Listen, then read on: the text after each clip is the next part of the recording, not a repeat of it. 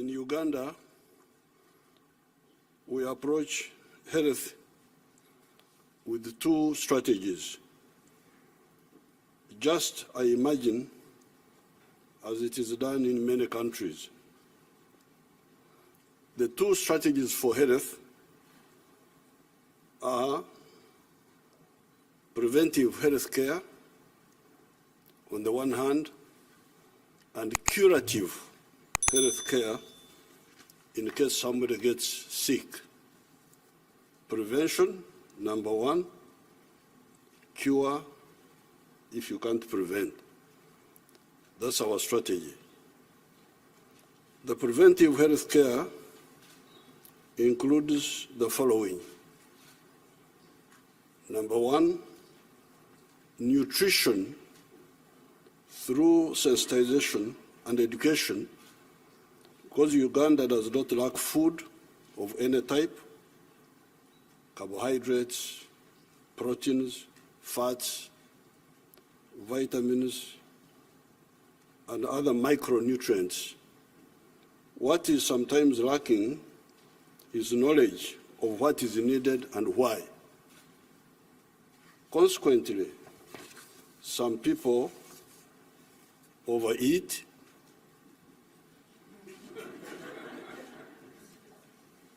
others undereat, and others miseat. In other words, eat what they do not need and fail to eat what they need. Income inequalities, especially in the towns where there are unemployed persons that no longer have access to land, sometimes causes malnutrition. Because in Uganda, most families have land. It is not like in other parts of the world where many people don't have land. In Uganda, it is the other way around. Almost everybody has land. So those who have land, they grow their own food. So the problem is not food, it is to know what food to eat and why. So the second preventive measure is hygiene. Hand washing, proper waste disposal, including latrines and waterborne sewage systems. This eliminates many diseases such as cholera, intestinal worms, hepatitis A, etc. Number three, safe water through boreholes, gravity flow schemes, protected springs, and piped tap water that eliminates many waterborne diseases such as cholera, worms, guinea worms, bilharzia, and other hazardous contaminants like heavy metals that can lead to cancer.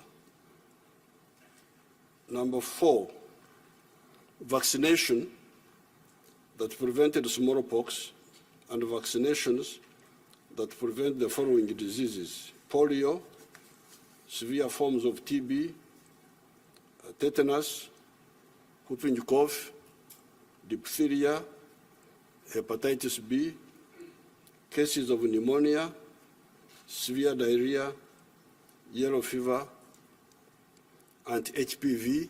And HPV is against cervical cancer, in our young girls, and COVID-19. Number five, malaria prevention through the use of larvicides. If we could concentrate on that line, larvicides, killing the larvae of malaria or of mosquitoes before they become mature mosquitoes. Draining of stagnant water, because Uganda has got a lot of water. 20% of Uganda is under fresh water. So that's what is good for us, but also good for our enemies. So if we don't work on it, it can be a problem. The use of treated bed nets, etc. Number 6, behavior change that has helped us to deal with HIV/AIDS, because this is a behavior problem, mainly. AIDS, you go and look for it, doesn't look for you. Corona-19, again, this is partially a behavior problem, but especially Ebola. I'm glad the Secretary was recognizing our recent little victory against this Ebola. When this Ebola came up recently, there's a new clan. There are different clans of Ebola. There is Ebola Congo and Ebola Sudan. So the one which visited us recently was Ebola Sudan. And people were panicking. I say, but why are you panicking? This is very simple. This disease does not attack you unless you come in physical contact with the one who has got the virus. And not just casual contact, intimate contact. Because it goes through a few places. If the Ebola virus falls on your arm here, it will not affect you. It will not affect you if it goes into the eyes, the nose, the mouth, or through sexual interaction. So, I told our people, but you know how the Ebola is going. Let's stop it. They were running around, but we stopped it. It's not such a big issue. Number 7, lifestyle diseases, such as hypertension, diabetes, heart attacks, kidney diseases, cancers, alcoholism, etc. These can be prevented in many cases by appropriate conduct, e.g., not overeating. Why do you eat too much? Not smoking, not taking excessive alcohol, and exercising, etc. Number 8, this is all in the prevention. Protecting the environment, especially the quality of the air, that can help us to prevent some of the respiratory canal diseases. Some of the pollutants can go through food chains, e.g. agrochemicals. Polluting water sources becomes therefore crucial. Those sources must be protected by ensuring that there are vegetation belts around the water bodies, e.g. forests, shrubs, etc., to make sure that we leave vegetation belts around the lakes, around the rivers, around the wells, so that they can filter out for us all these pollutants. By being serious on the above 8 points, if you are serious on these 8, which I have listed here, you eliminate 75% of all possible sicknesses that can afflict our people. That then leaves us with the 25% to deal with.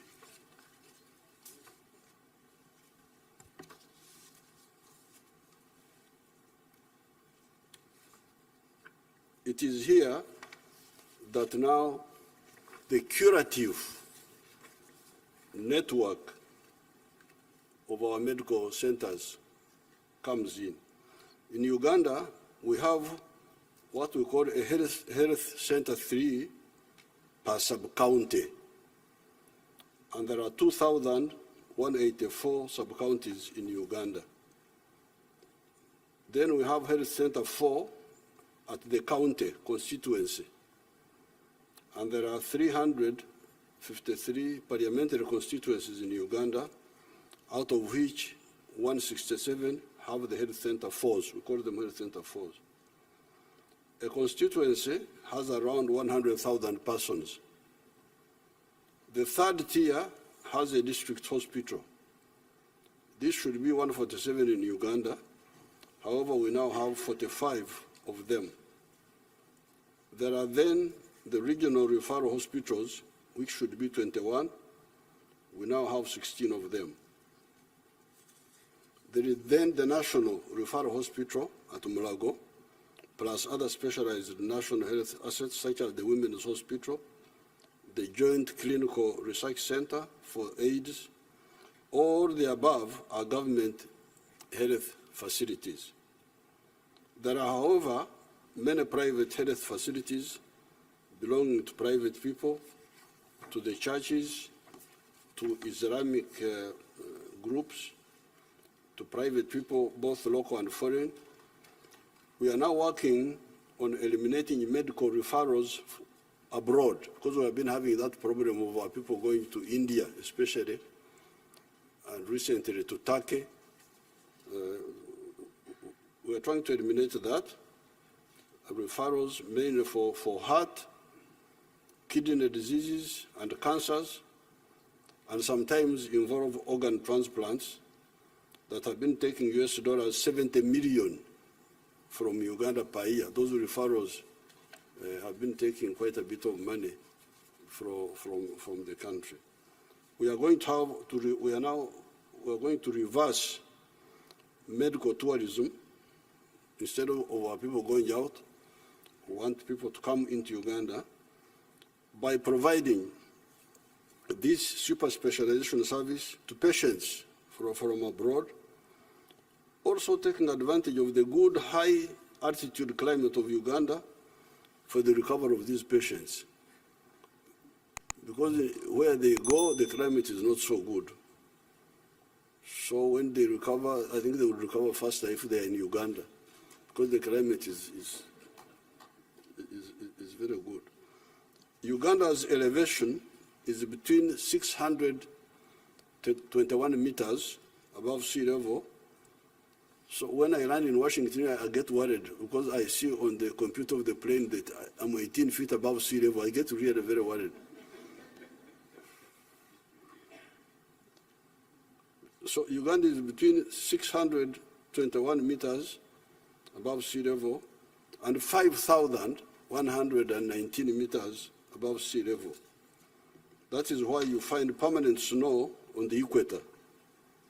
The picture of the Rwenzori here clarifies that point. In my statement, you will see the picture of the Rwenzori with permanent snow right on the equator. Uganda is therefore moving well on the issues of health. The pressure is to cause our doctors in the districts and nationally to put more emphasis on public health, avoid the sicknesses, instead of waiting for people to be sick and then get treated. This has been part of the colonial training of the doctors. The doctors, the way they are trained they were trained in the past, it was for them to ambush the diseases, wait for people to be sick so that they are treated. But why do you wait for people to be sick? Why don't you stop it? This is our emphasis. They have that orientation. We are trying to convince them to please educate the people so that they don't get sick instead of waiting for them to be sick. That is how our population has risen from 14 million in 1986 to now more than 43 million.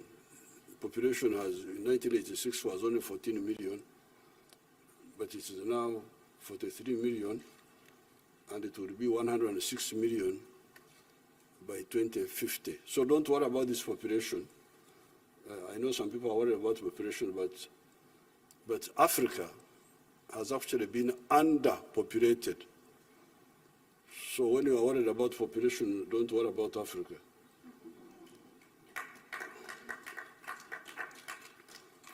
Africa is 12 times the size of India. You can put India into Africa 12 times, and it will fit there. Until very recently, the population of India has been bigger than the population of Africa. It is only now that for the first time, the population of Africa has overtaken the population of India. So you can see that really the population of the problem of Africa is not overpopulation, but rather the other opposite of underpopulation. This population of Uganda, which has risen more than almost 4 times in 30 years, we have no problem with it. It's not such a big issue. There are 2 areas where we are moving on our own, but where we would welcome collaboration if available. This is in the areas of pharmaceuticals and vaccines. It is not correct to continue with the present arrangement where in the global share of pharmaceutical production of US dollars 1.42 trillion, Africa's share is only US dollars 16 billion. Of the pharmaceuticals produced in the world, valued at 1.42 trillion, Africa's share is only 16 billion production.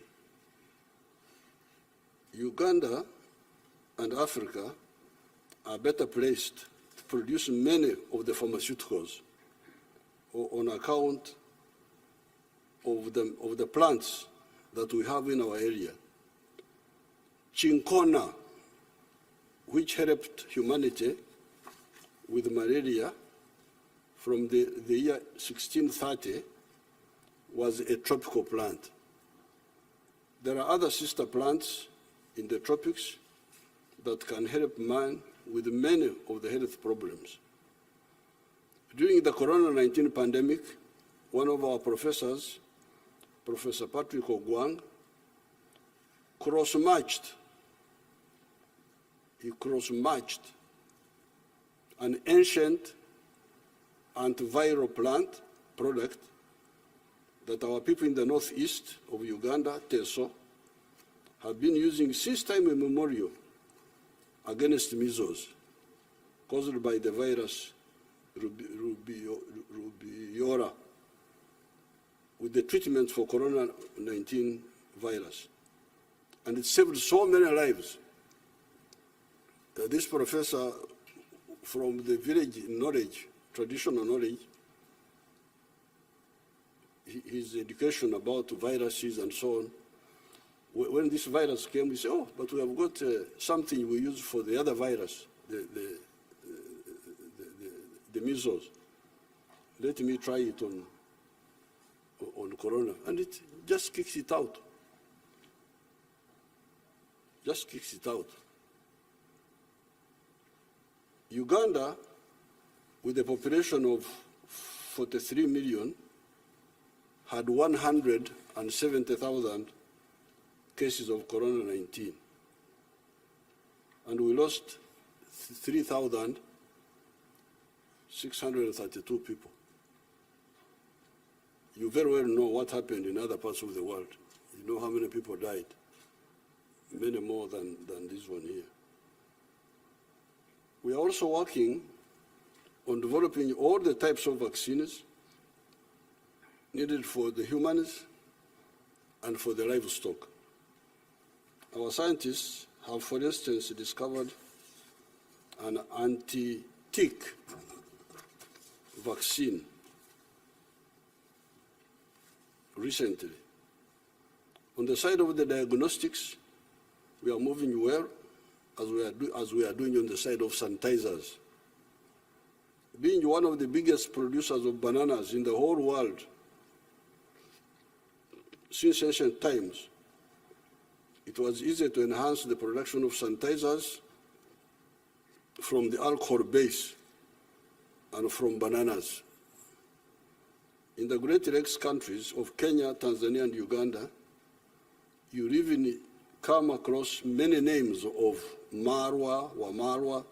When you hear that word marwa or marwa, it means alcohol, or referring to alcohol from bananas or from sorghum and millet. So we are able now to upscale this alcohol, which people are using to burn their livers, to instead burn the virus. That's how we're able to get the sanitizers. In conclusion, from Uganda's point of view, we invite friends like the United States and brothers like the African brothers who are here to cooperate with us in the production of vaccines and pharmaceuticals for the improvement of global health. Collaboration between the USA and Africa will enable the world to get cheaper medicines and vaccines. Because remember, our production costs are lower. Our production costs are lower. So if you want cheaper drugs, the place to go is Africa. In our research for vaccines development, we found that we need 17 input chemicals and reagents, including the one known as beta-propiolactone. When we are developing these vaccines, we find we need chemicals and reagents, and one of them is this one. Because I take close interest in this, you may think that I know something about chemistry, but this is just plagiarizing, stealing the knowledge of others. And when I speak, people think, oh, the man is informed.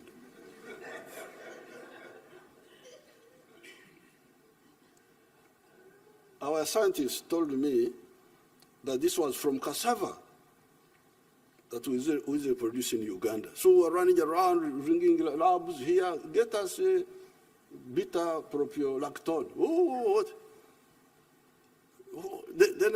But where is this made from? From cassava. Cassava! But we have all. It is not correct to produce unaffordable medicines on account of using expensive inputs when countries like Uganda can produce those inputs cheaply. Our part of the world, the Great Lakes area, had little contact with the outside world until 1841, when an Arab man by the name of Ahmed bin Ibrahim became the first non-black person to come to our area. We had never seen a non-black person until 1841 when an Arab came. And people looked at him. They didn't know that he had a skin. They thought he had no skin because he was the first non-black people they saw. So in those times, people were traveling by ships and walking on foot for 1,000 miles from the ocean. That slow way of movement, nevertheless, did not stop those travelers bringing the terrible smallpox called Omuze, Ebkacha, Kawari in our languages in 1894 that killed so many people. Those travelers who came from outside brought us a terrible smallpox in 1894. If epidemics could spread in spite of the slow pace of movement of those days, how about now when people can hop from continent to continent in a matter of hours by aircraft? The recent phenomenon of COVID-19 has clearly shown this. This therefore means that especially with epidemics, like the Secretary said, the health of one is the health of all. I thank you, Your Excellencies. I'm a king, yes, I'm a king, I think I'm a king,